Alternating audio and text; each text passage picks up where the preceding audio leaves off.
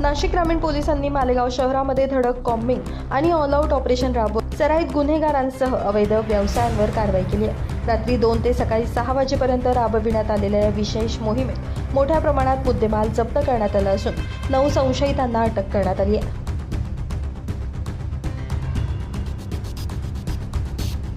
नाशिक ग्रामीण जिल्ह्यातील कायदा आणि सुव्यवस्था अबाधित ठेवण्यासाठी पोलीस अधीक्षकांच्या मार्गदर्शनाखाली मालेगाव शहरामध्ये विशेष कॉम्बिंग आणि ऑल आउट ऑपरेशन राबविण्यात आलं। मालेगावचे अप्पर पोलीस अधीक्षक, शहर उपविभागाचे सहाय्यक पोलीस अधीक्षक, पोलीस ठाण्यांचे अधिकारी आणि तब्बल 148 पोलीस अंमलदार या कारवाईत सहभागी झाले होते।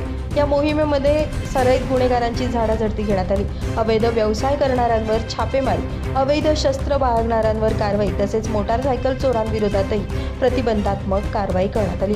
कारवाईमध्ये 25 मोटारसायकल आणि 9 रिक्षा हस्तगत करण्यात आल्या। अवैध शस्त्रे बाळगणाऱ्यांवर कारवाई करत 11 तलवारी आणि 9 सुरे जप्त करण्यात आले। तसेच गुटख्याची तस्करी करणाऱ्यांवरही कारवाई करण्यात आली। या संपूर्ण कारवाईमध्ये तब्बल 15,92,100 रुपयांचा मुद्देमाल जप्त करण्यात आला। पवारवाडी पोलीस ठाण्यात 5, आयशानगरमध्ये 1 आणि आझादनगर पोलीस ठाण्यात 1 असे एकूण 7 गुन्हे देखील दाखल करण्यात आले असून 9 आरोपींना अटक करण्यात आली आहे। ब्युरो रिपोर्ट, पंचनामा न्यूज, मालेगाव।